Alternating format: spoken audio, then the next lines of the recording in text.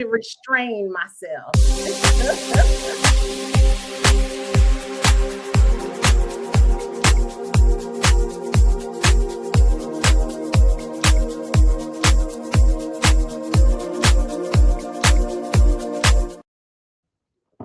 Good evening, everyone, and thank you for joining us for another episode of Advocacy. Tonight, we're having our informational session, and we're excited to have it on ESY. I'm not going to throw a bunch of acronyms at you. So, ESY stands for Extended School Year Services. So, with that being said, I'm going to turn it over to our Global Special Education Ambassador, Lisa Wilson. Lisa, take it over. We can't hear you, Lisa.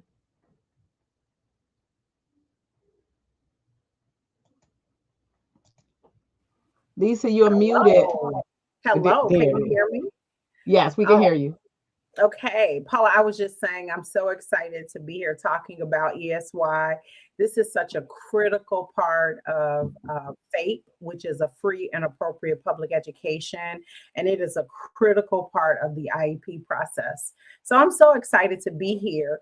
I will preface our discussion by stating that because of the recent weather events, a lot of school districts have had to shift um, they've had to shift their final school day. And that day is important because generally we ask that parents count 60 days back from the last day of school to ensure that the IEP reflects an ESY decision. Why? Because you have 60 days to appeal if you do not agree with what the IEP team has determined for your child. And so normally I would come here and say, hey, I live in Maryland. I live in Prince George's County. This is the day, this is the hard day that you need to have in place for your decision. But because the school districts have been afflicted by the weather and their calendars have shifted, I'm not sure how that's going to impact everyone across the state, children in non-public placement. So there's a lot of moving parts, but what I will encourage everyone to do is to find out as soon as possible when the school has determined will be the last day of school, and then count back 60 days. And that's probably going to be sometime in late April, the third or fourth week of April, and ensure that your IEP team has made a decision on ESY. And so now ESY, Paula already said it's extended school year services. I like to knock down the myths right away that most people think this is summer school. That's like old school thinking. We are very progressive in our advocacy, and so we like to use the correct terms. So extended school year services. The reason I like to get away from summer school, Paula, because one of the most important things people need to understand is that extended school year means that just what it says, extended school year. It's not limited to the summer. A lot of school districts have set up programs that are in the summertime explicitly for ESY. But as we continue to educate our parents how to engage the IEP team, to think outside of the box, and to really stretch the limits of their imagination for the different ways that they can support their children. Because some children need extended school year services all year long so that they can achieve FAPE. And so what that looks like, it looks like before school tutoring, it looks like after school tutoring, it looks like Saturday morning. The most important thing we need to understand is that it can't overlap with the instructional day. So it's going to be any time outside of that instructional day, extended school year services can be provided. And so we will, today, as you can see, we do have our PowerPoint up. Okay, and so we're going to start our agenda. We're going to just talk about the overview of extended year services, the eligibility criteria for ESY services, types of ESY programs and supports, benefits and challenges of of ESY implementation. So we're kind of going to jump around a little bit, but that's pretty much the context of our discussion here today. First, we'll start off with the legal definition of extended school year services, as stated by the Department of Education, which is parallel to the Code of Federal Regulations. So extended school year services are special education services and related services that are provided to a child with a disability beyond the normal school year of the school district, typically, and it's typically during the summer. So again, remember I said that it's not bound to be, it's no hard, fast rule that it's in the summer. Just typically, most districts across the nation use the summertime to create a program, whatever that program is, and it's offered through the school district as extended school year services. I like the fact that they also mention related services. So we all understand what related services are. So let me just give you an example. If your child is found eligible, is determined that they will receive extended school year services, they will need transportation. And transportation under IDEA is a related service. So Paula, not only do you want to make sure that the IEP indicates that your child is going to be marked yes, that your child is going to be found eligible for extended school year services, you also want to make sure that the IEP states that they will have transportation to get them there, to access those services. So it's very important when we look at the terminology that we understand exactly what we're saying.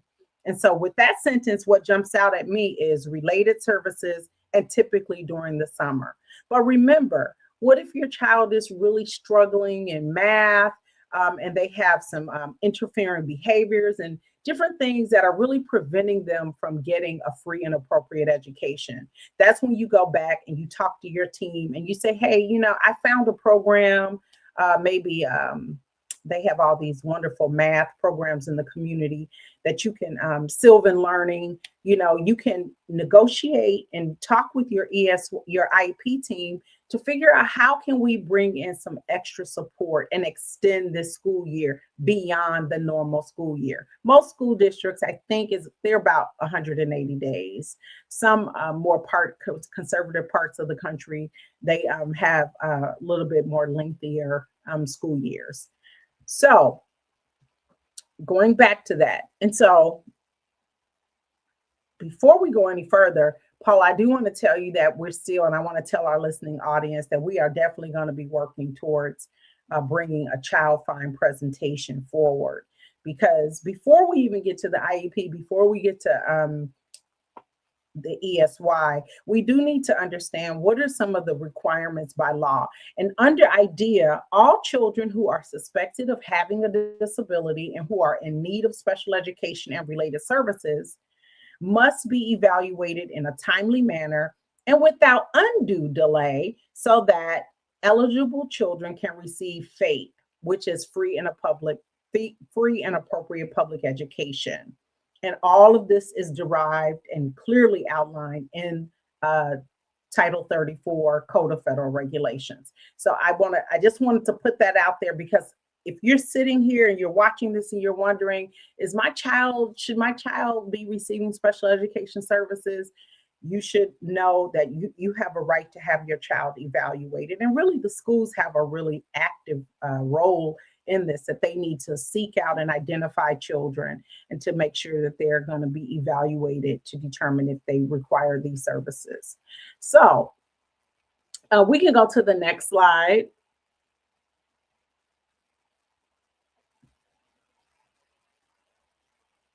And just still talking about ESY, this is important. This is a team decision, and it's made on an individual basis. There is no category stating that, if your child has autism, they're automatically going to be found eligible for ESY.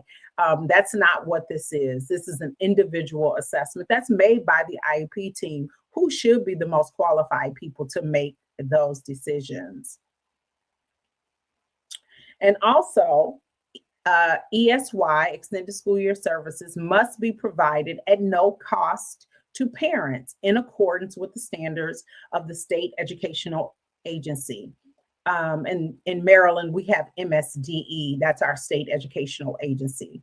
And again, this is codified under Title 34, Code of Federal Regulations 300.106.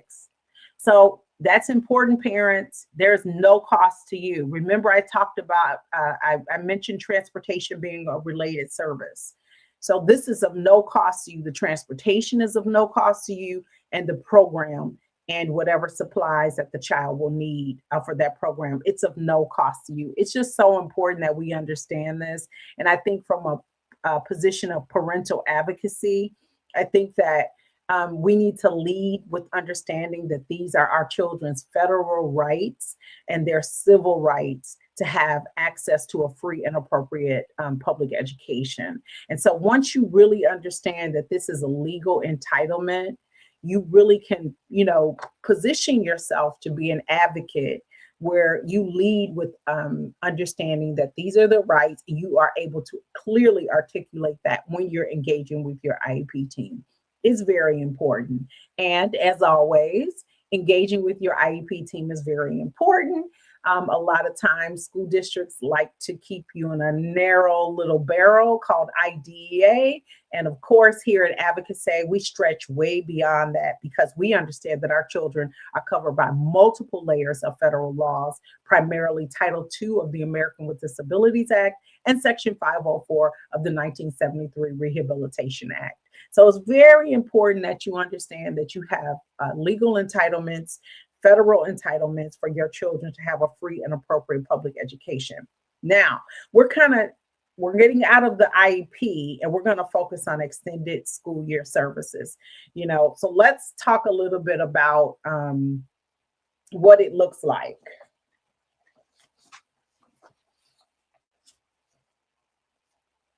Sorry, I'm going to catch up with you on my slides. If I'm going too fast, Lisa, let me know. You tell me which slide. Okay, it's now I'm just trying to manage my computer and yours because of my vision. Okay. So we've already talked a lot about, I'm just giving you a very quick introduction about ESY. And I just hope that all parents, whether you're going to be advocates or not, that you understand this language and that you're able to use this language articulately and with confidence, because this is a very important part of the IEP meeting that happens.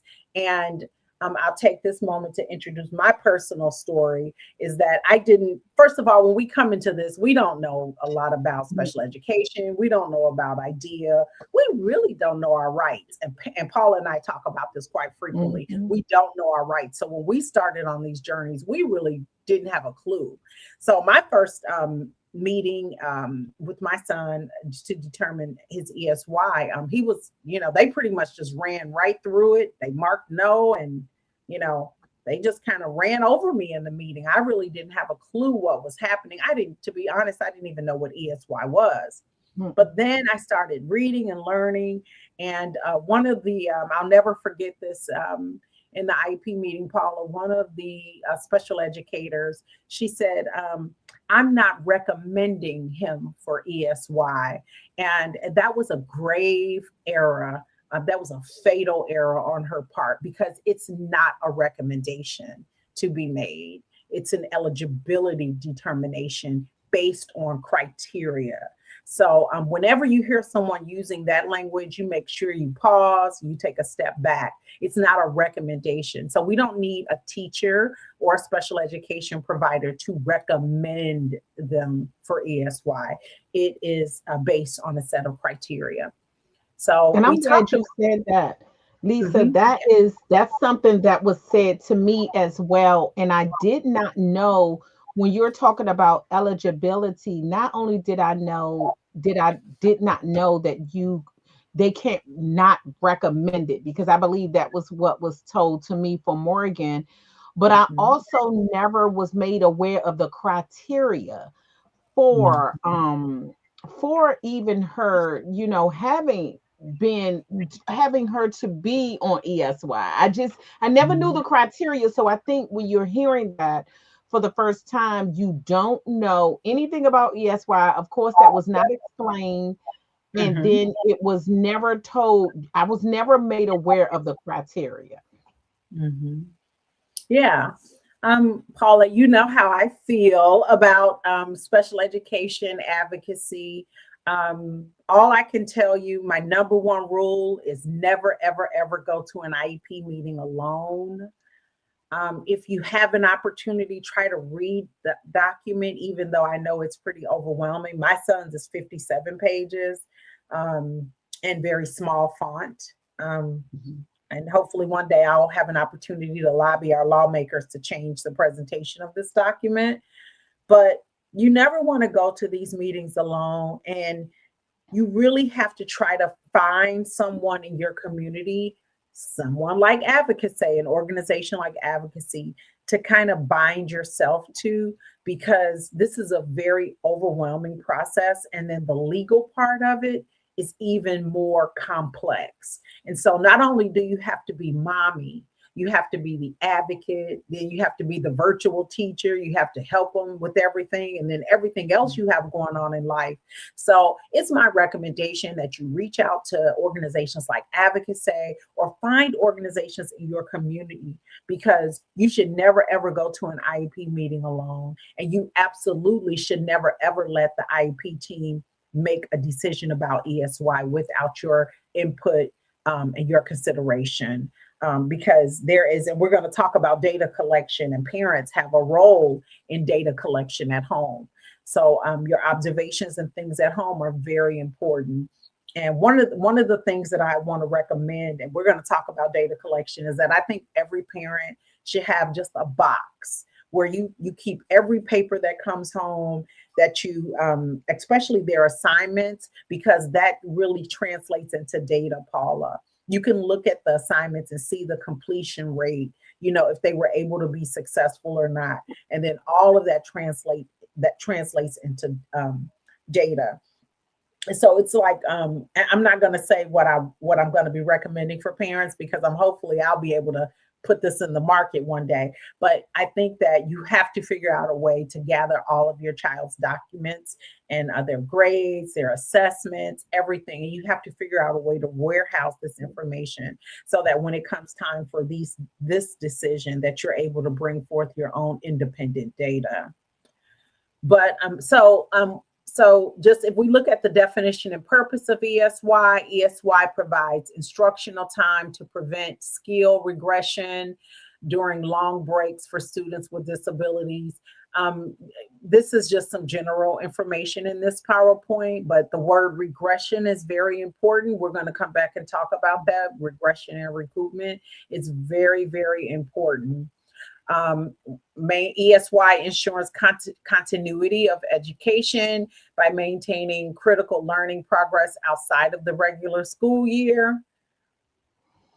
ESY services are customized to meet the unique educational needs of students who benefit from uninterrupted support. The key word in that sentence is going to be unique. So it doesn't have to be the program that your school hosts in the summertime.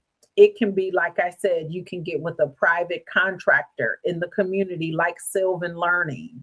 Um, my son had an opportunity to participate in Linda Move Bell in Washington, D.C., which is a really prestigious learning institution, because they really have a unique approach to working with children with special needs.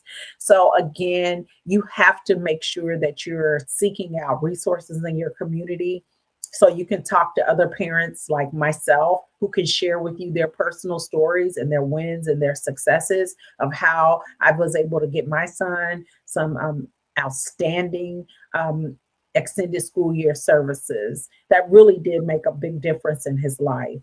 So this is so complex. I don't think any parent can figure it out overnight, but I just want to encourage parents in our audience today, is just that be patient, trust the process, Never go to an IEP meeting alone. And more than anything else, find organizations similar to advocacy, if not advocacy, so that someone can help you navigate the system because it is complex. Mm-hmm. Um, yeah, you can go to the next slide, please. Okay. So is that regression and recoupment analysis? Um, Are you there? Which one are the you? legal foundations of IDEA. It's slide number 5. Oh, five. Hi, I don't went right past that. Okay, there we go. I'm gonna enlarge it. Okay. Yes. And these slides will be available on our website, but Yes. they're not very detailed. We're just hitting some points because one thing Paula and I we try not to do is we try not to overwhelm parents like with a lot of legal jargon, a lot of acronyms. So we don't want to shove a lot of information down your throat because it's just way too much information to take in. But idea this is a requirement. We've talked about that. But one of the most important things is that it does mitigate regression. And regression is the time that it takes. Regression is when they lose a skill, and then recoupment. We'll talk about that. How long does it take for them to regain those skills? And one of my favorite examples is over winter break. And so when we tie data collection in to ESY and winter break, you'll see that there is an important intersection that happens there because that's a time where children have had enough time from the time school begins to gain some new skills. And so now what you want to make sure is that once that educational process stops because of a break, are they capable of holding on to those skills? Or do some of those skills diminish? Or do they lose them altogether? And there's only one way to capture that data, and that's by putting in place assessments before winter break and then offering that assessment after winter break. And that should be a key indicator to any educator or anyone on the IEP team to understand if a child is experiencing regression and recoupment through the educational lens. It's very important. One of the things I pretty much begged my IEP teams to do is to give my son an assessment. And I don't mean assessment in a formal sense of an assessment. In my mind, Paula, I see 5 math problems. Say it's double digit multiplication. So present my son with 5 double digit multiplication problems. Let him, take his time. Let him engage with those 5 problems, and then we have the data from whatever's on the other side of that assignment. And then after Christmas or after the winter break, Paula, give him those same 5 questions, those same 5 math problems. And then we can look at and see if he's able to engage in the curriculum, the material, if he's able to successfully work independently. Does he need help? Does he need support? Can he recall the order of operations? This is all very valuable data when we're making the decisions about ESY. And so I've already said it is a team decision. Definitely, as a parent, you can bring it forward and say, "This is what I would like to talk about in my son's IEP meeting today. I like to talk about the ESY, the data collection, interfering behaviors." And you could just look at the criteria, and you could pretty much fashion your request for the IEP meeting to wrap around the criteria. So that's very important. And again, legal protections and safeguards. Our children just are covered under multiple layers of federal law, federal and state law. And so, these are legal requirements. And schools that receive federal funding, they have an obligation to comply with, a legal obligation to comply with IDEA. This is not something that is to be taken lightly. And I didn't, while I don't have it with me, but there is some case law on this as well. So just that can demonstrate to you how serious this is. that there are judicial opinions that have been rendered about ESY. So, okay, we'll go on to the next slide.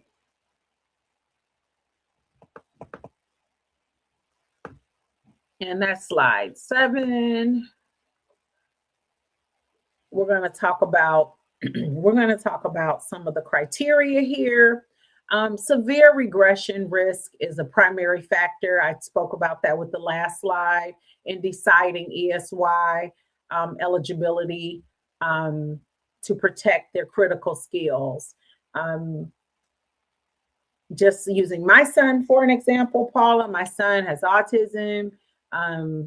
And we all know that that is a neuro developmental issue that begins in the brain. And then also my son has dyslexia. And according to some of the testing that was done with the school, he has a memory-based issue with his dyslexia.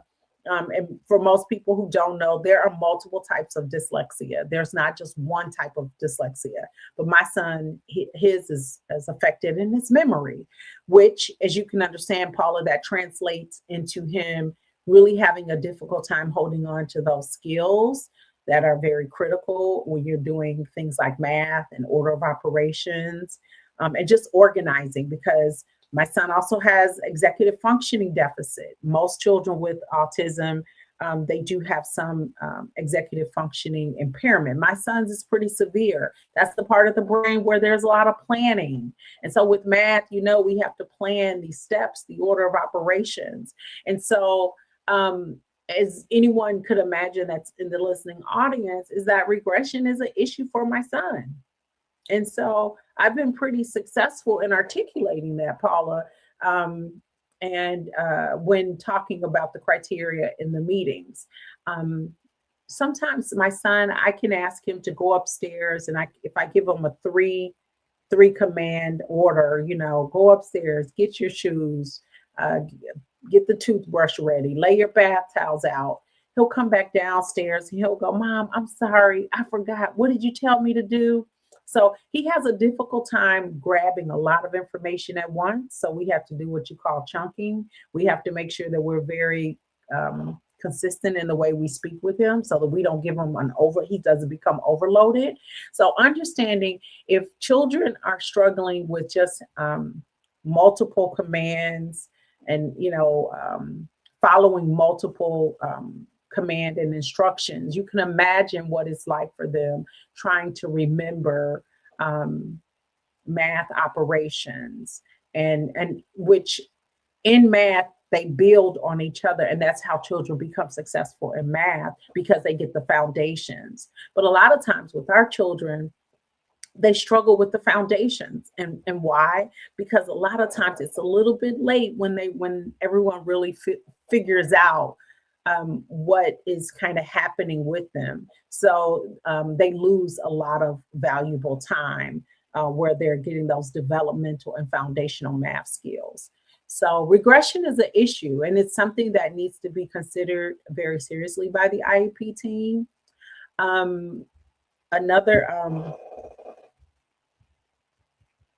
The critical skill importance. This is really important because critical life skills, that's something that I like to talk about, because sometimes we tend to focus so much heavily on the academic piece, but ESY is not limited to that, because there are other things, including toileting, feeding, communicating, dressing, and other self-help skills. Of course, academic and behavior issues in the areas of reading, math, and written language. And written language is another one, Paula. I want to talk about that one too. But I want to just take a moment here to digress, because remember I talked about that initial definition talking about related services. So when we look at critical life skills under ESY, and I talked about something like toileting and feeding, a lot of times children with disabilities, they are very belated in their toileting and, mastering that. And this is when you have to go to your you have to go to your IEP team and you really have to start to think outside of the box, because toileting is very important in school for them to be successful, and especially if they're going to be in a least restrictive environment. And so, one of the things that I would recommend if you have a child who's having a very difficult time getting potty trained, I recommend that you go to your IEP team and you talk about this, of course, in general, but under the umbrella of ESY, because there are programs. So, for example, Paula, we live in Maryland. There's Kennedy Krieger Institute. They offer just a wide breadth of programs, to include a feeding program.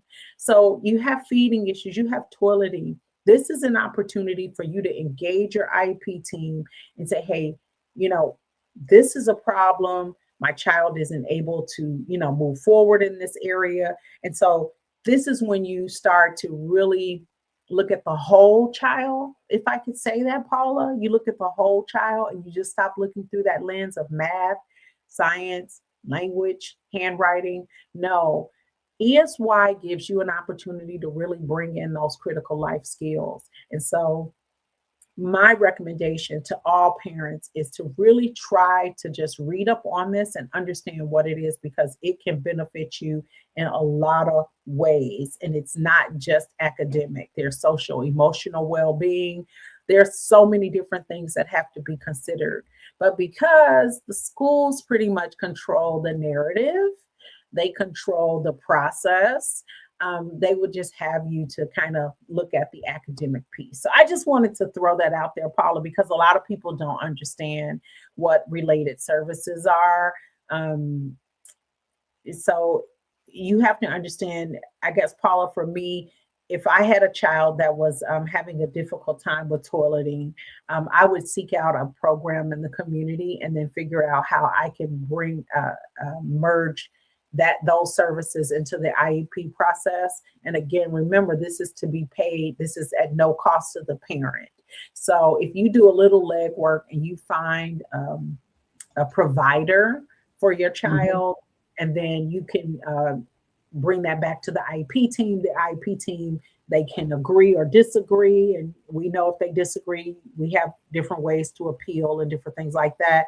But then there's ways for them to become vendors, and then for those services to be provided to your child at no cost to you under ESY. And so again, this is important. And transportation. So say Children's Hospital in Washington, D.C., they have a toileting program. And, say it's 4 weeks in the summertime, I'm just saying hypothetically, and they need transportation. You want to make sure that you bring that to the team to get consideration for that, and then also to get the transportation attached to that. So you just have to be really, I never knew any of this. Yeah, I never knew any of this. You got to think outside the box, But I think it's more than thinking outside the box for me. I think it's understanding what you can and cannot do.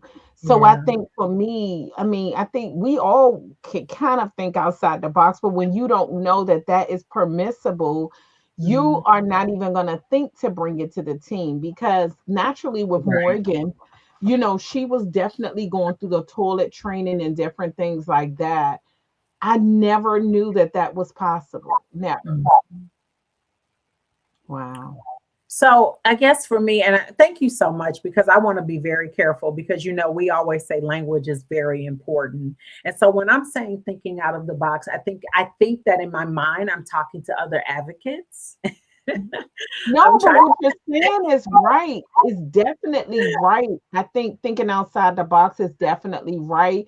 I think it's challenging, not in a bad way, but asking questions and challenging, the team to kind of say, hey, is it, when you're saying thinking outside the box, I'm thinking more so just bringing up options that you did not deem permissible. So I think, again, I do believe that is thinking outside the box, instead of just saying, of course, can they just work on handwriting? Can they just work on math? Because of course, with Morgan, she doesn't follow the gen ed Mhm. the gen ed schedule, or she's not following a gen ed curriculum. Mhm. So for me, a lot of her stuff is considered as life skills. So when Mhm. you're doing life skills, you don't really, you hear so many people talking about the math and the reading and the English and you Yes. never really hear them talking about the life skills. So that to me is thinking outside the box and asking the right questions to the right people and doing your research and then talking to other advocates, because again, Lisa, this is the first time I've ever heard of that. Yes. And so for me, in my ideal world, I think that we should have at these meetings, we should have definitely special education chairpersons. We should have special education subject matter experts, and we should have school districts that openly share this information. Hmm. So it's called parent education. Hmm.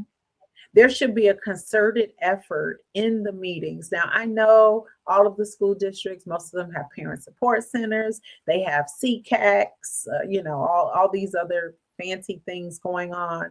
But a lot of times, parents don't have an opportunity to attend these meetings and these trainings that are happening in the evening time. They're being hosted No. by the school district parent support center, hosted by CCAG. But the reality on the ground is that there are a lot of parents that just can't carve out the time to do that. And so circling back to what I'm saying, Paula, is that this IEP meeting is critical. I don't Mhm. mine normally go a little 2 hours, a little bit over, but most of them should go probably about 45 minutes to an hour. That is the most important, and in my opinion, from a school district perspective to a parent, that is a power packed hour, and it should be full of nothing but education. It should be a healthy exchange of thoughts and ideas and information, but there should be a concerted effort to make sure that these parents are empowered and educated so that they can Mhm. contribute to the decision making process as legal members of the IEP team, and also to be able to make informed decisions Mhm. about their children. And for me, Paula, I can't understand why just the opposite happens. You show up in the meetings, and now we're virtual. I actually remember going in person, but everybody's Mhm. just kind of looking at you. And Yeah, then because there's there no are people, there is a good group of people at, I think there's a good number of people at the table with knowledge. Unfortunately, it's not something that they never stop and say. Now, the ones that I've been to, and I'm not going to say that all meetings are like this, yeah, but the meetings we're that not I've, we're not beating up on everybody. no, No. no, no, because I just came from a conference and I met a lot of teachers who were like, yeah, I make sure my parents know, I make sure I help out my parents. I think if we're a team is like a football team or basketball team. We're working together to win that game. Mhm. So for me, when a parent is at the table, all the times that I have been at most of my IEP meetings, and it wasn't contentious, it was never a contentious meeting, but I just Mhm. never felt like it was an informational meeting for me. I never felt like it was a meeting to give me all of the options we have so that I can say, okay, I think that's that. It's almost like if you don't turn over that rock, it's not going Mhm. to be told to you. And I Yeah. think that's a difference to me. Again, if there's so many options that I may not have ever thought about, let's do it this way. But if you knew that that could be something that was beneficial to my child, why not tell me? You know?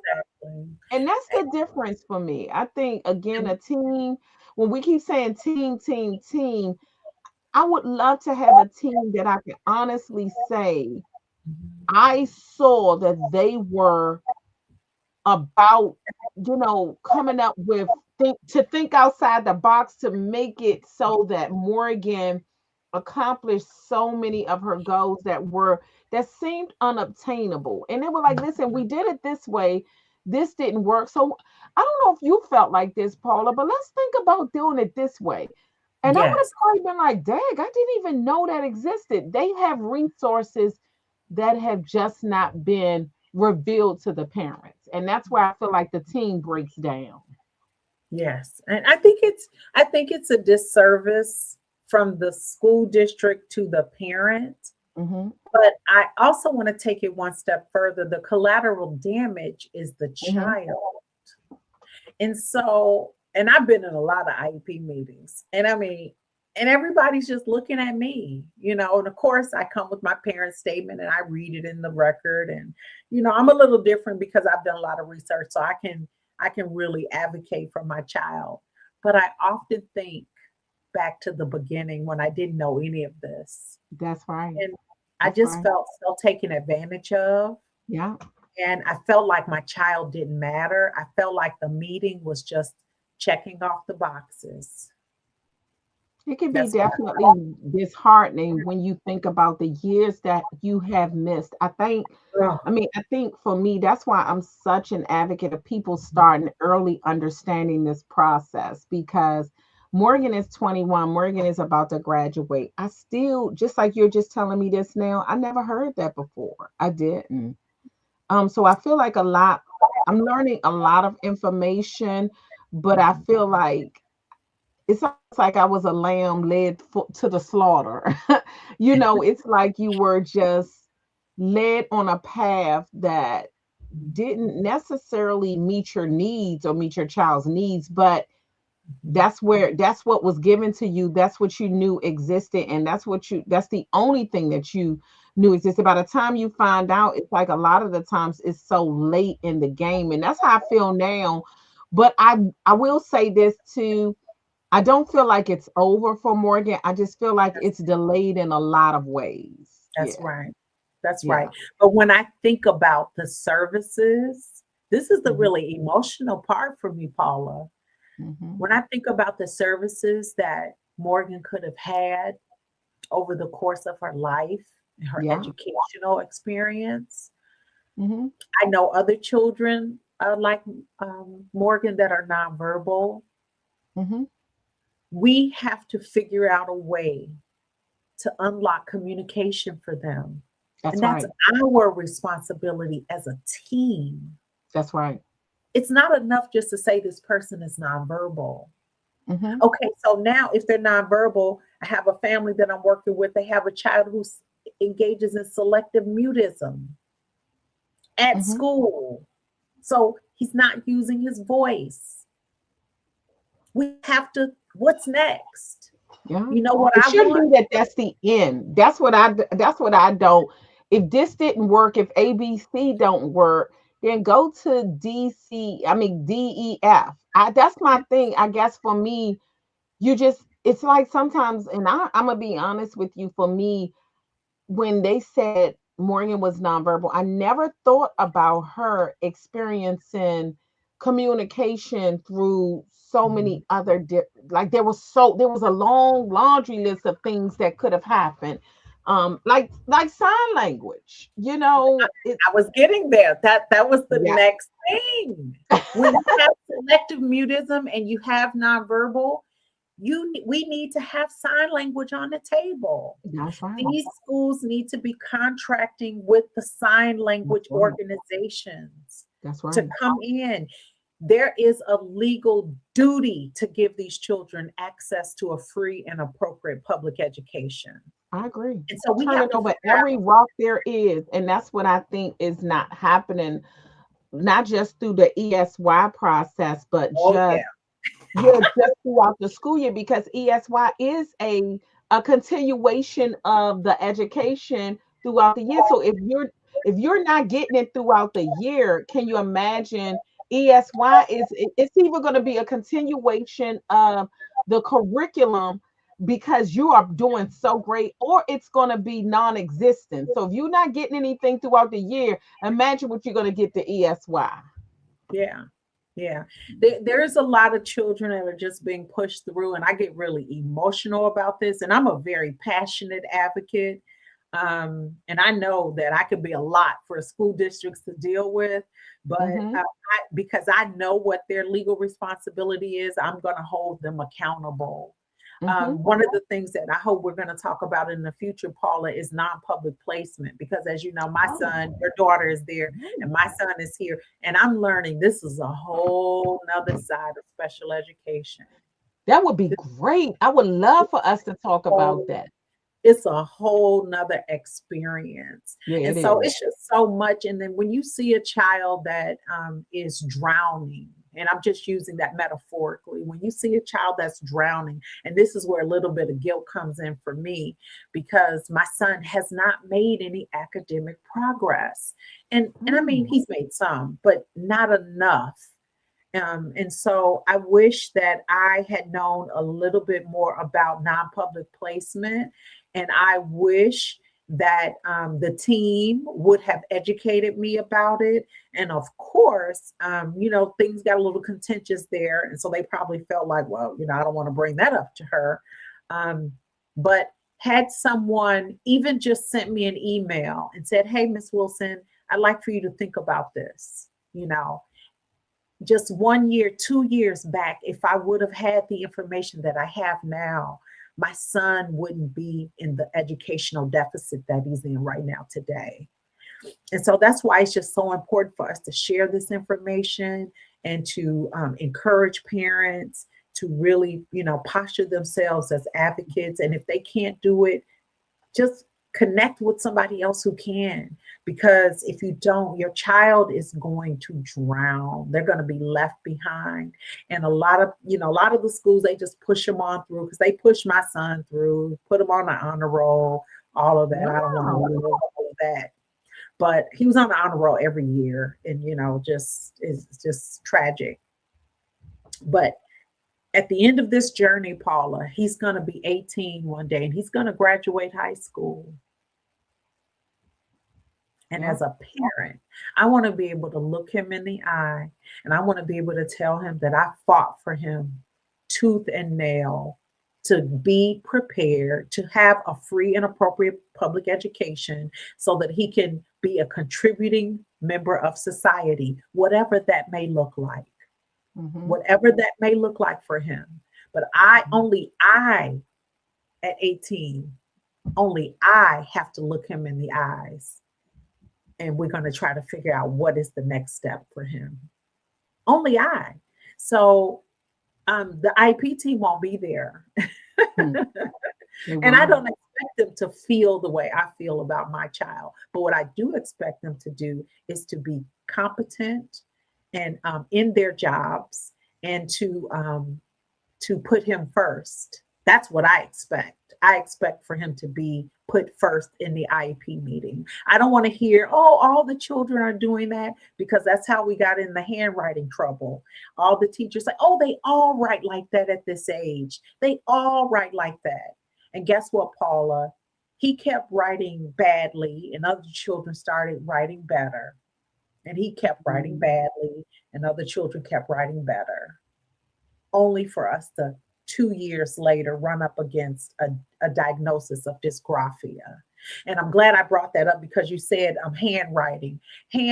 Handwriting, which in ESY language is called written language expression. So if you have a child that has who is not able to make any progress in handwriting, this is where we could get a yes under written language expression, because it is a critical life skill. Handwriting is a critical life skill. And so that's where you can get a yes. And so I have suggested to our school district in different meetings, oh, we should have a handwriting camp, in the summertime. That would be great.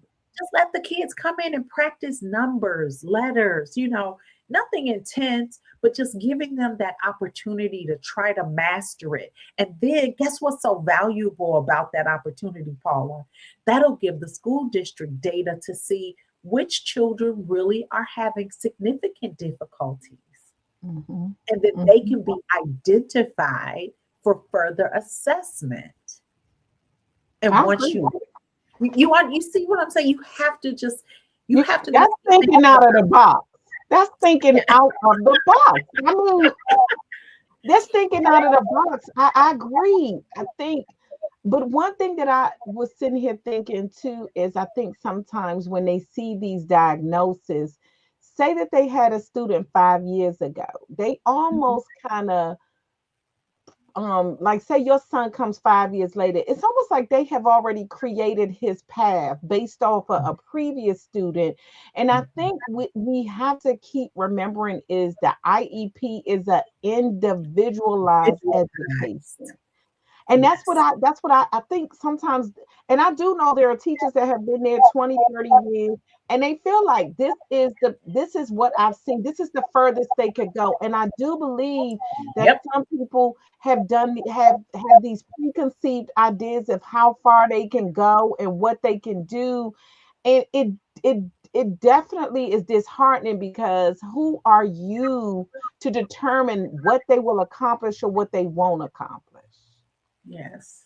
I just don't understand that. Well, I'm going to defend teachers right now, and I know you Okay, probably don't believe let's do this, that. There's some but great teachers out there, and I will say that. Yeah.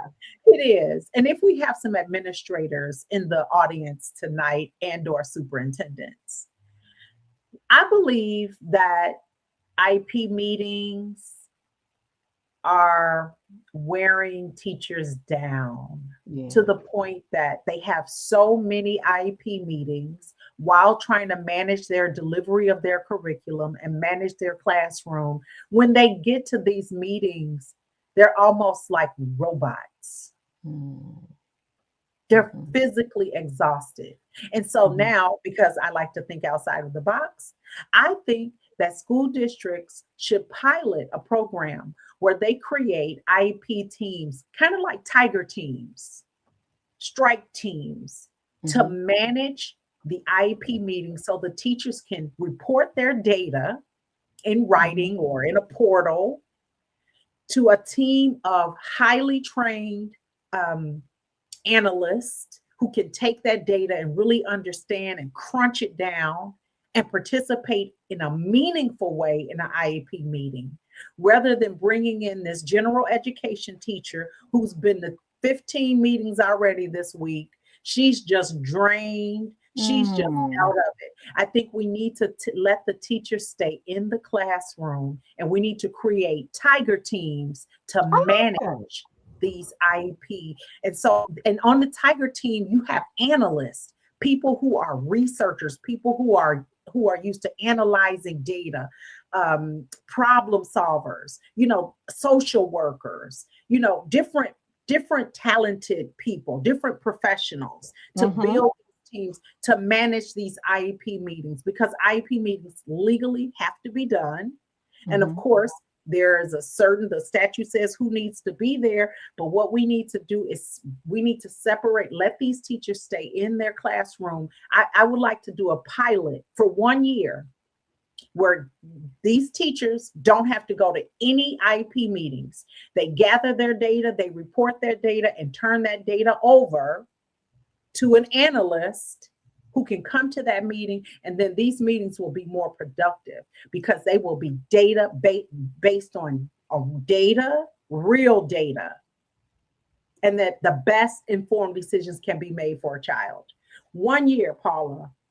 That Let sounds these great. I teachers. like that idea. Now, let me ask you, once they have that table, that round table meeting, and I'm assuming the parent would be there, of course. Of So, course. how does that information, how is that conveyed back to the teacher? Will they have a separate meeting with the teacher to kind of tell the teacher what the strategy is, what strategy they came up with?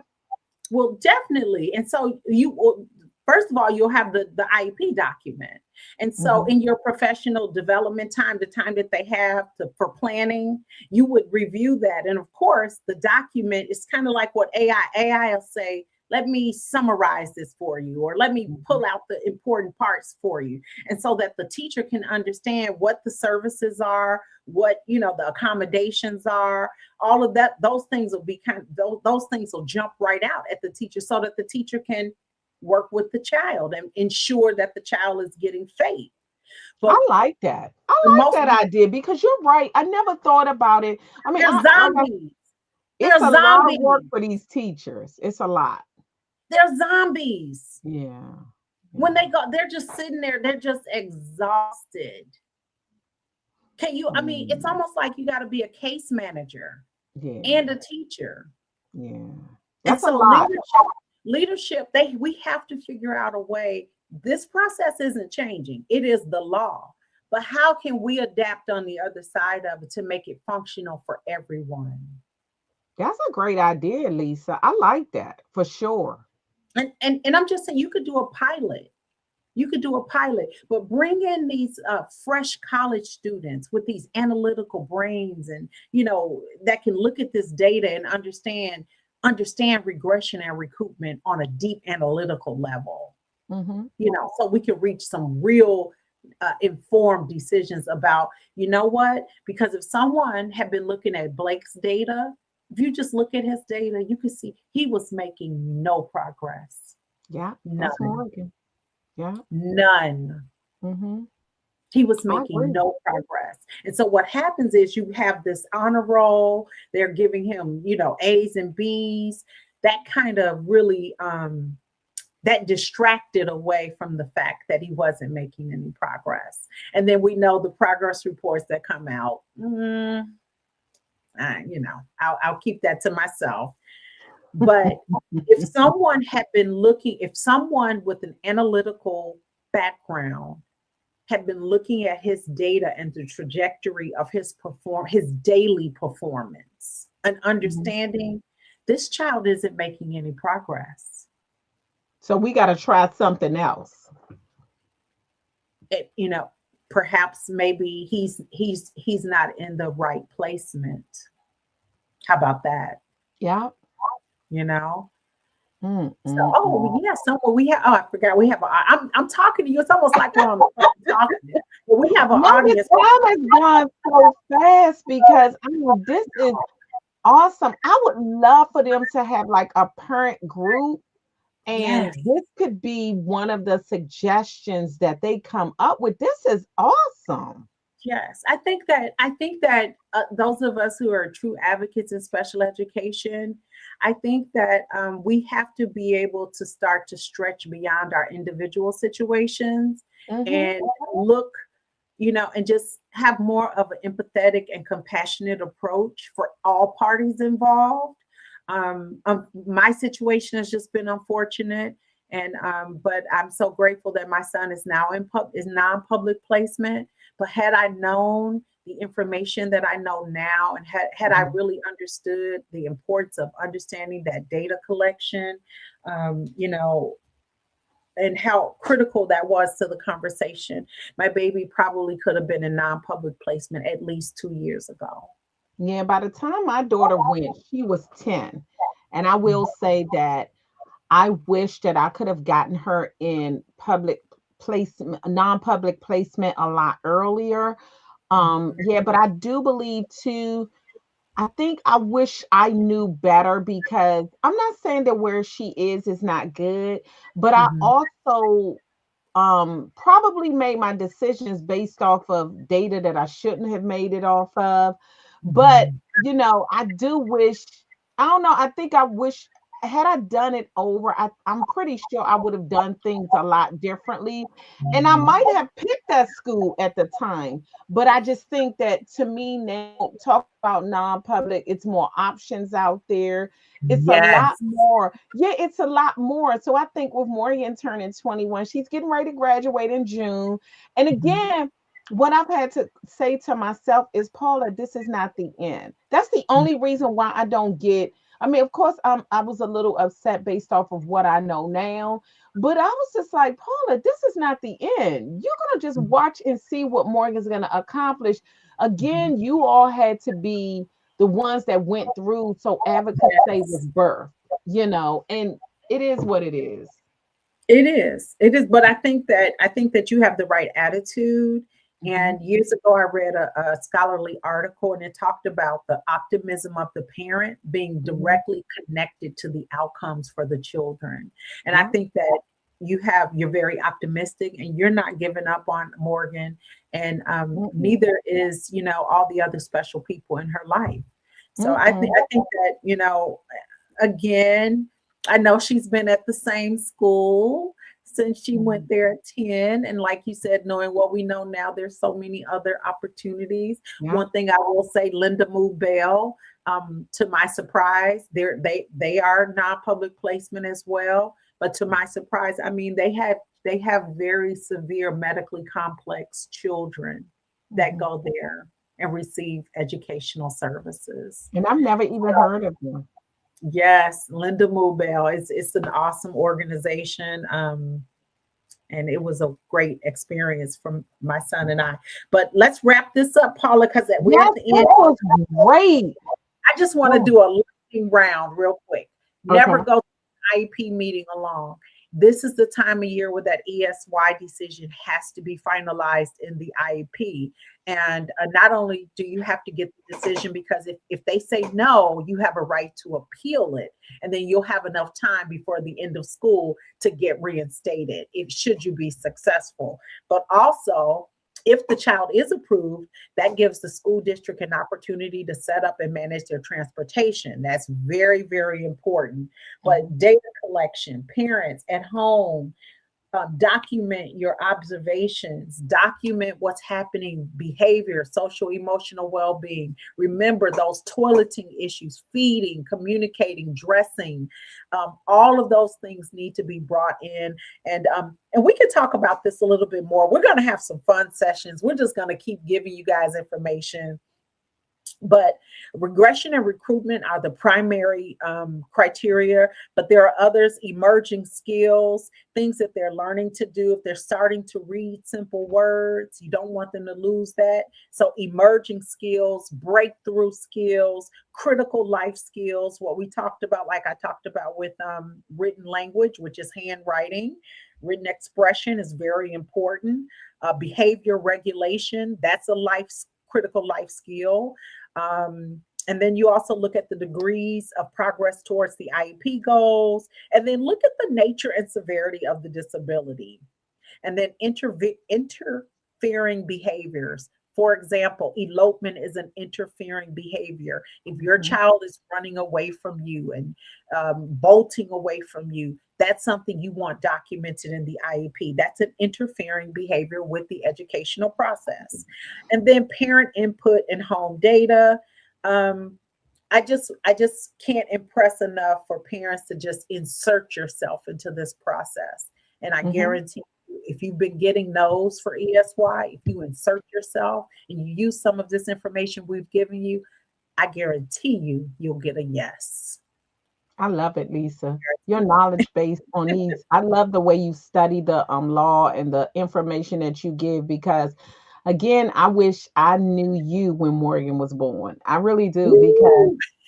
oh yeah, we'd be a powerful source. But I always told you we would work together, and we are. So we're We did. still doesn't always have to be for my child or your child, but it's also Yes. advocacy is here to help others.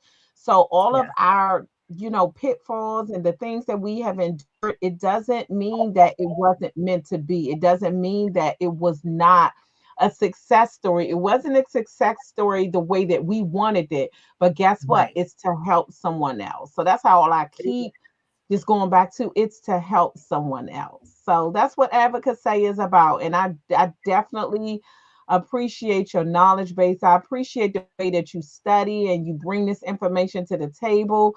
And I definitely look forward to the non-placement. I would love it. I definitely think that needs to be a show for sure. Yes. Yes, it does. But I thank you, Paula. This is outside of my comfort zone. I'm not on social media, but I do this as a part of my human sacrifice to the Mhm. disabled community.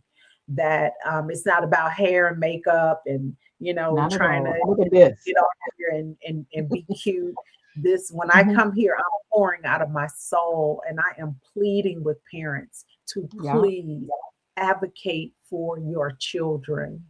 yeah, We owe it to them. We owe it that's to right. them because disabled children become disabled adults, and we need them to be prepared as they can be. And what it looks like on the other side, we're going to be okay with that too.